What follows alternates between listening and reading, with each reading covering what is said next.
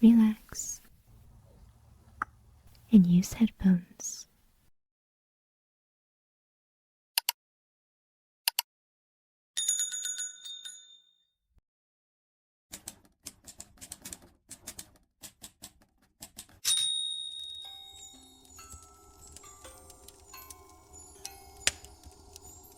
The snow falls softly, covering the world in a blanket of white. Lights glimmer in the darkness, painting the night with warmth and wonder. Christmas feels magical, doesn't it? But what if there's more to the story? A hidden past that whispers from the shadows. Beneath the joy, beneath the gifts, beneath the sparkling tree lies something much older. A history woven with mystery. A puzzle that has survived centuries, hidden in plain sight. The traditions we love, the ones that feel timeless, have roots far deeper than most of us realize. They come from a world where winter brought fear, not celebration. A world where survival wasn't guaranteed, and the longest nights of the year were thought to hold unseen forces. Long ago, people believed they had to do more than endure winter. They had to fight against it, the cold, the dark, the unknown. They performed rituals, they lit fires, they called out to the sun, the gods, and the spirits they believed roamed freely in the shadows of December's long nights. These ancient acts weren't just celebrations, they were defenses. When Christianity spread, these customs didn't disappear. Instead, they were transformed. They became part of what we now call Christmas. A season of joy, yes, but also a season still touched by its darker, stranger origins. What if the holly on your door was once a charm to ward off spirits? What if the glowing lights on your tree are echoes of fires lit to call back the sun? Tonight, we'll journey into the shadows of Christmas. We'll uncover the secrets of its past and see how ancient rituals still pulse beneath the surface of our merriest traditions. Stay with me. The story of Christmas is more than you think.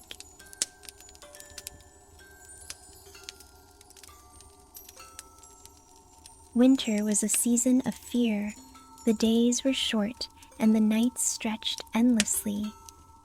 The sun vanished earlier and earlier, leaving the world cold and dark. For ancient people, winter felt like a battle. It was a fight for survival.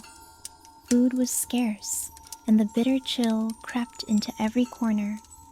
The darkness brought not just cold, but something deeper, something unknown. They believed the world was vulnerable in winter. The balance of life and death tilted toward danger. They feared that unseen forces moved freely during these long nights. Spirits, shadows, and powers beyond their understanding. But they didn't face this season quietly. They acted. Across the world, people performed rituals to push back the darkness. In the far north, the Norse celebrated Yule. It was a time of fire and ceremony. They built towering bonfires that reached for the sky, flames leaping as if to call the sun back. These fires weren't just for warmth. They believed the fire's light could ward off the spirits that roamed in winter's depths. Inside their homes, they lit smaller fires. Candles flickered in the cold, their glow a sign of defiance against the dark. Families gathered, sharing what food they had. They told stories to pass the time, drawing strength from one another. Yule was also a time to honor life's cycles. The Norse saw winter as part of a larger story, a season of endings, but also a promise of rebirth. They believed the solstice marked a turning point. It was the longest night of the year. After this, the sun would slowly return. Light would grow stronger. Life, though hidden, was waiting to bloom again. In the fires and chants of Yule, they found hope. They believed their rituals helped keep the world turning. Without them, they feared the sun might never rise again. Other cultures shared similar beliefs. In ancient Rome, the festival of Saturnalia took place in the heart of winter. Though it was a time of feasting and joy, its roots also connected to survival and the cycles of nature. In Celtic lands, the Druids revered the solstice as a sacred moment. They believed it was a time when the veil between worlds grew thin. They cut mistletoe from oak trees in solemn ceremonies, using it as a symbol of life and protection. For these ancient people, winter was more than a season.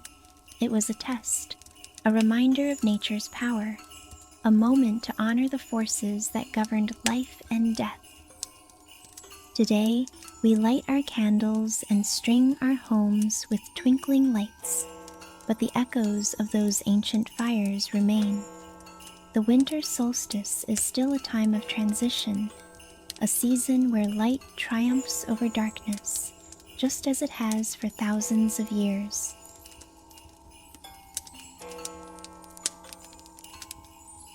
The world in winter was harsh. Ice covered the earth, and the nights stretched endlessly. For ancient people, it felt as if the world itself had stopped breathing. They feared the long dark wasn't empty. They believed unseen forces stirred in the shadows. Spirits, both good and bad, roamed freely when the days were shortest. Winter was more than cold. It was dangerous, but they didn't face it unprepared. They turned to the world around them for protection. The forests held the key. Evergreens stood strong in the bitter frost. When all other plants withered and died, these trees stayed alive. They were a promise that life could endure, even through the darkest days. To ancient people, evergreens weren't just trees. They were symbols of hope and power. Families brought branches of fir, pine, and holly into their homes. They believed these plants carried a protective force, one that could shield them from harm. Holly was especially sacred. Its sharp leaves looked like weapons, ready to fight off anything that threatened. Its berries, bright red against the snow, were like drops of blood, a sign of life in a season of death. People hung holly over their doorways and windows to guard against evil spirits. Mistletoe was even stranger. It didn't grow on its own. It latched onto trees like oak, living high in the branches, where it seemed to float between earth and sky. For the Druids, mistletoe was a gift from the gods. They believed it held mystical powers. It could heal wounds, protect against poison, and bring fertility to the land. But mistletoe had rules. It could only be harvested in a sacred ceremony. Druids used golden sickles to cut it from the trees. They caught it carefully, letting no part of the plant touch the ground. In Norse mythology, mistletoe had its own legend. It was the plant that killed Balder, the god of light and joy. After his death, mistletoe became a symbol of peace and love. Over time, this evolved into the custom of kissing beneath it, a small gesture of connection in a cold and unforgiving season. Fires and candles were also part of this defense. They were more than sources of warmth. To ancient people, light had power. It could push back the dark, drive away spirits, and guide the way for lost souls. During the solstice, people lit fires to honor the sun. They believed the flames helped call it back.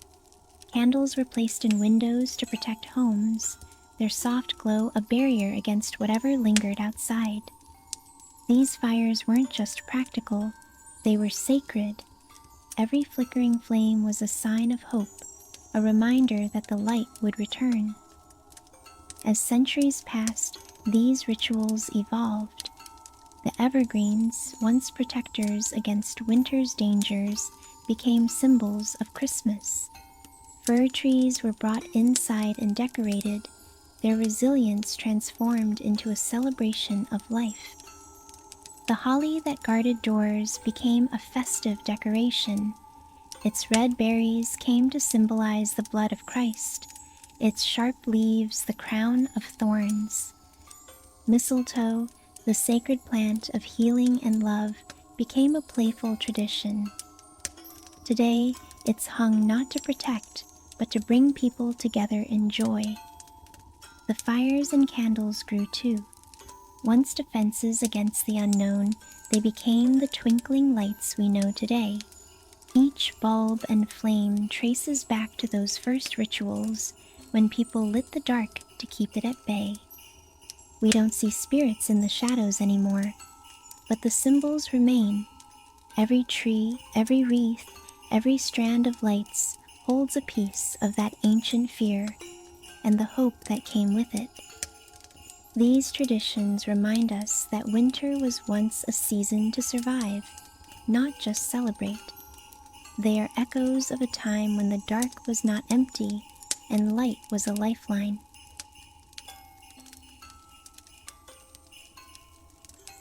Winter has always been a season of shadows. As the nights grew longer and the cold crept in, people believed they weren't alone.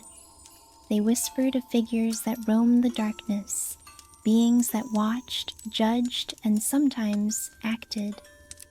These weren't the cheerful characters we think of today. They weren't merry, they weren't kind. They were the ones who came when the fire burned low and the cold seeped through the cracks. One of the most infamous is Krampus. Krampus is no jolly bringer of gifts.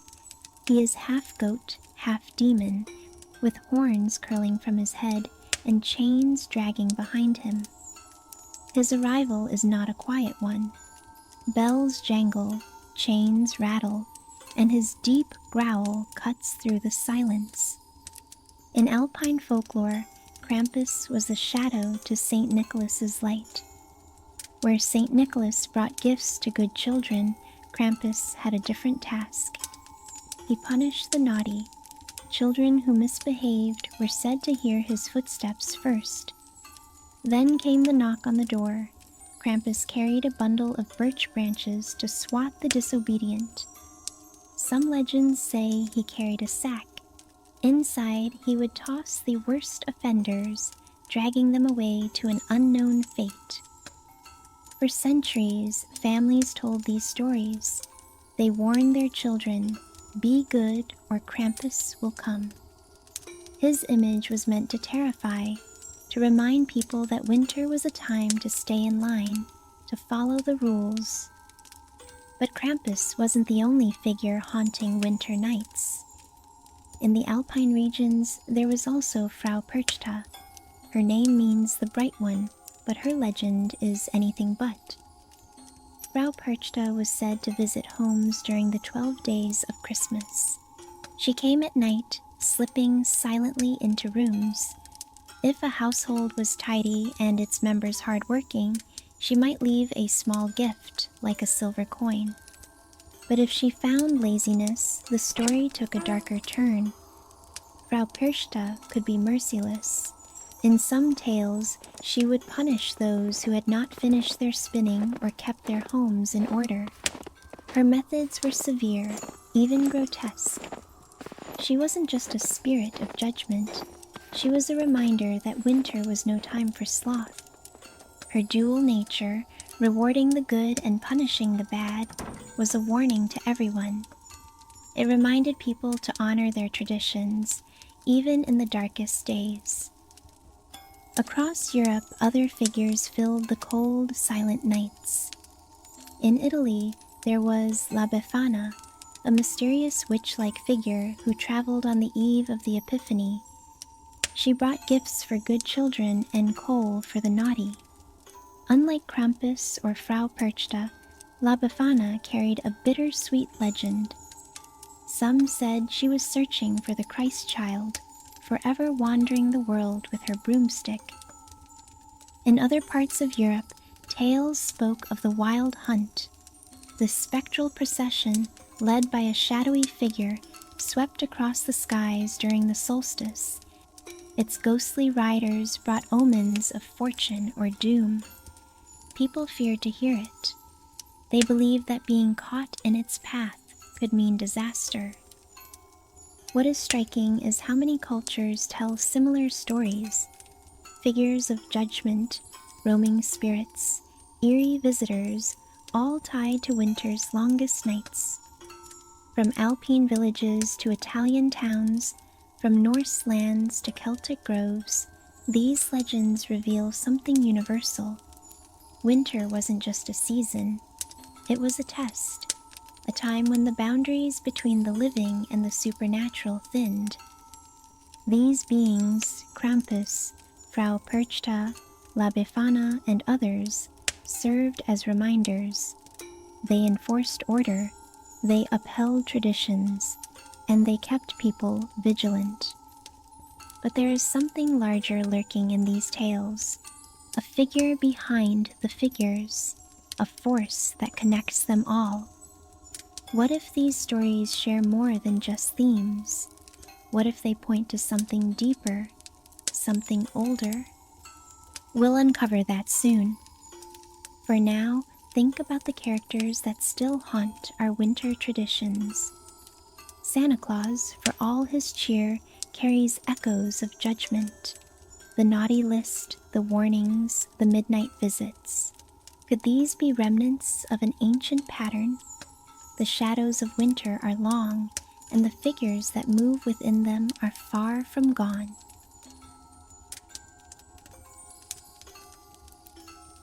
The rise of Christianity brought a turning point in the story of winter traditions.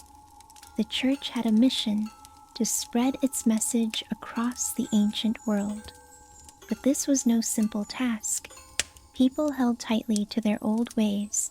Their rituals and symbols weren't just customs, they were life itself. They brought comfort, protection, and meaning to the harshest season. For the early church, there was a choice to make: force people to abandon their traditions or find a way to transform them. The second path was wiser. It was subtle, strategic. The first step was choosing a date for Christmas. The Bible never mentions the exact day of Christ's birth. For the early Christians, this detail wasn't crucial. But as Christianity grew, leaders realized something important. The winter solstice held power. It was a moment already sacred to many. December 25th wasn't chosen at random. It was close to the solstice, aligning perfectly with ancient festivals of light and renewal. For the Romans, this time of year was marked by Saturnalia, a celebration of Saturn, the god of agriculture. Saturnalia was a time of feasting, gift-giving, and merriment. The Church saw an opportunity. By placing Christ's birth near the solstice, the Church gave the season a new meaning. Instead of honoring the sun's rebirth, people could honor the birth of Christ, the light of the world. The transition was seamless. Celebrations continued, but now they carried a Christian message. This blending didn't stop with the date. The Church also embraced the symbols of the season. Take holly and ivy, for example. These plants were sacred in pagan traditions. Holly's sharp leaves were thought to protect against evil, its red berries a symbol of life in the darkest times. The Church reinterpreted this imagery. Holly became a symbol of Christ's crown of thorns, its red berries a reminder of his blood.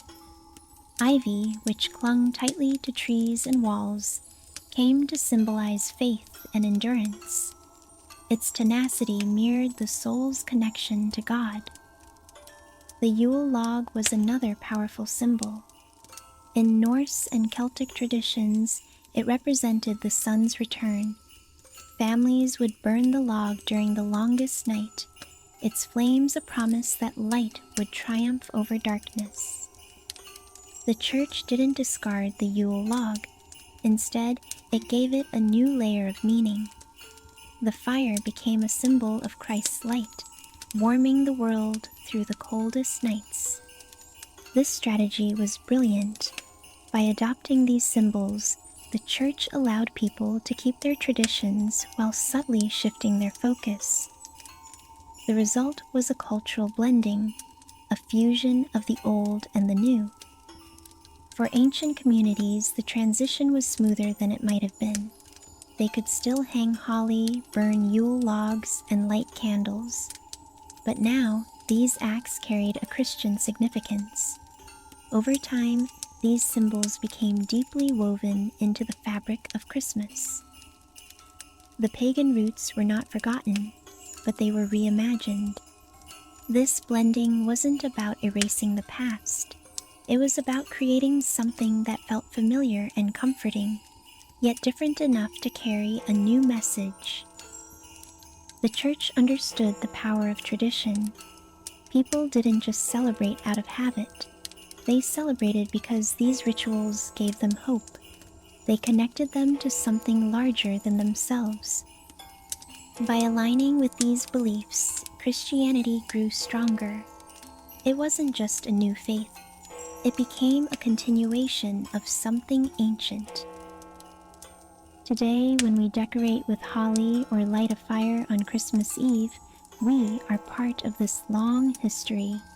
These acts, so simple and joyful, carry layers of meaning. They are bridges between the old world and the new. The story of Christmas is one of transformation. It is a holiday born from adaptation, from the blending of traditions that stretch back to the earliest winters. As we gather to celebrate, we are reminded that even in the darkest times, people find ways to hold on to light. They find ways to endure, to connect, and to hope. Santa Claus, the jolly old man in red. He's the face of Christmas cheer, the one who brings gifts and magic to the season. But Santa's story isn't as simple as it seems. Behind the laughter and the sleigh bells lies a history far older and much darker. Santa is more than he appears. Long before Santa, there was Odin. In Norse mythology, Odin was the All-Father. He ruled over gods and men. He was a warrior, a magician, and a seeker of knowledge. But Odin was also a wanderer. During the Yule season, people believed Odin rode across the winter sky. He led the wild hunt, a ghostly procession of spirits and shadowy figures. Mounted on his 8-legged horse Sleipnir, Odin swept through the dark, stormy nights. His presence was both awe-inspiring and terrifying. The wild hunt wasn't something you wanted to see. It was said to bring omens of fortune or doom. To hear the sound of galloping hooves or the howls of spectral hounds was a sign of something coming, something mysterious, something dangerous. But Odin wasn't just a figure of fear. He was also a giver. Children left offerings of food and straw for Sleipnir, hoping to please the wandering god. In return, Odin might leave small gifts, a reward for their kindness. Centuries later, another figure emerged, a man who would change the story forever. Saint Nicholas was a Christian bishop who lived in the 4th century. He was known for his generosity and kindness. Stories of his miracles spread far and wide. One tale tells of Saint Nicholas secretly helping a poor family. He dropped bags of gold down their chimney to save them from despair. Another story speaks of him reviving children who had been harmed. Over time, Saint Nicholas became a beloved figure. He was celebrated in Europe as the protector of children and the bringer of gifts. But his image was far from the jolly man we know today. As Christianity spread, the stories of Odin and Saint Nicholas began to merge. In some regions, Saint Nicholas took on traits of the old Norse god. He became a figure who judged and rewarded, a visitor who traveled the winter nights, watching over the world. By the Middle Ages, Saint Nicholas's legend had grown. In Northern Europe, he became known as Sinterklaas. He rode a white horse, much like Odin's Sleipnir, and carried gifts for the good and warnings for the naughty. But the shadows of the wild hunt lingered. Sinterklaas wasn't always alone. In many stories, he was accompanied by a darker figure, a helper who punished those who misbehaved. This duality, kindness and judgment, echoed the ancient myths of Odin. When Dutch settlers brought the legend of Sinterklaas to America, his image began to change. In the 19th century, writers and artists reimagined him. They gave him a sleigh, flying reindeer, and a home in the North Pole. They wrapped him in red and made him a symbol of joy. Santa Claus, as we know him, was born. But even in his modern form, Santa carries the weight of his past. His red suit and white beard are cheerful now, but they hold echoes of Odin's wandering cloak. His sleigh recalls the galloping wild hunt. And his famous list? The one that divides children into naughty and nice. It's a reminder of the judgment that has always been part of his story. Santa is not just a figure of gifts and laughter. He is also a watcher. He sees when you're sleeping. He knows when you're awake. He decides who is worthy of reward and who is not. This dual nature makes him more than a cheerful holiday icon. He is a bridge between light and shadow, a reflection of our deepest winter fears and hopes. So the next time you see Santa, remember, he is more than a jolly old man.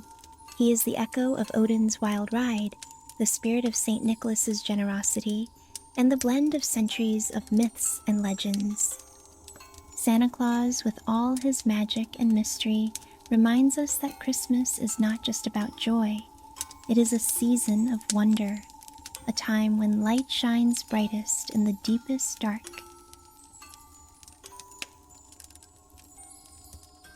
The Wild Hunt. It is one of the most chilling legends of winter, a story that ties together fear, survival, and the unexplainable. In ancient times, people believed that winter nights were more than cold and dark. They were dangerous. The air was thin between the living and the dead. On the longest nights, something moved in the shadows, something unstoppable. The wild hunt was said to sweep across the sky, a ghostly procession of riders, hounds, and spirits. They appeared without warning, galloping through the storms, their cries echoing like thunder. These weren't ordinary travelers. The wild hunt was otherworldly. In some stories, it was led by Odin. In others, it was led by shadowy figures, kings of the dead, or vengeful spirits. Wherever the hunt passed, it left a mark. Crops were destroyed, livestock disappeared. People who saw it were never the same. To hear the hunt was to hear fate itself. Some believed it brought omens of fortune. Others were sure it meant death. Either way, no one wanted to cross its path. But the wild hunt wasn't just a force of chaos. It was also a warning, a reminder to stay safe indoors, to gather around the fire, to hold on to the light. One of the most haunting stories comes from Germany. It's the tale of a young farmer who dared to wander out during a winter storm. He heard the wind howl. He heard the cries of hounds, and then he saw them. The riders were cloaked in shadow, their faces hidden. The farmer tried to run, but it was too late. A voice called out to him. "Join us," it said. The farmer refused. He begged for his life, but the leader of the hunt only laughed. They say the man was found days later wandering the woods. His hair was white as snow, and he could not speak. He had seen too much. Stories like this were told and retold. They served as more than entertainment. They were lessons, warnings. Do not wander alone in the dark. Do not tempt the forces of winter. But here's the strangest part. The wild hunt is not just one story. Versions of it exist across Europe. In Scandinavia, it was Odin. In Britain, it was Herne the Hunter. In France, it was King Arthur himself, leading the ghostly riders. Why would so many cultures share the same tale? What did they see in the winter sky that made them believe? Even today, echoes of the hunt remain. The idea of being judged, of being watched during the longest nights, lingers in our traditions. Santa Claus, with his lists and his midnight journey, carries faint traces of the wild hunt. The cheer is there, but so is the mystery. And the stories of staying indoors, of gathering together, continue too. We light our trees, we hang our wreaths, and we fill our homes with warmth. Perhaps we do this because the dark is still out there. Maybe we don't hear the cries of riders anymore. Maybe the wild hunt has faded into myth, or maybe it hasn't. As you celebrate this season, think about the traditions you keep, the lights, the evergreens, the fire in the hearth. They are more than decorations. They are symbols. The story of Christmas is full of joy and warmth, but it is also full of shadows. It is a reminder that the brightest lights shine against the deepest darkness. So as you gather with family, as you hang the holly and light the candles, remember the wild hunt, remember the voices in the storm, and remember that every tradition we keep has roots in something older, something mysterious. Christmas is not just a holiday, it is a season of wonder, a time when the light returns and the shadows fade. And so, dear traveler, we come to the end of this journey. The snow still falls, the lights still twinkle. Christmas feels as magical as ever. But now you know its secrets. You know the ancient roots beneath the holly and the mistletoe. You've heard the whispers of the wild hunt. You've seen how our traditions are tied to a world where winter wasn't just cold, it was alive. This season, as you light your tree and sing your favorite carols, think of those who came before us, those who faced the longest nights with fire and faith, those who carved meaning out of the dark. Every ornament you hang, every candle you light, carries a story. Some are joyful, others are mysterious, but all of them remind us of one thing: we endure. Christmas is a time of warmth and cheer, but it is also a time of wonder, a time when the darkest nights give way to the brightest lights. So, as you gather with loved ones, as you share laughter and gifts, remember the deeper magic of this season, a magic that has lasted for thousands of years. Merry Christmas, or should I say, Blessed Yule.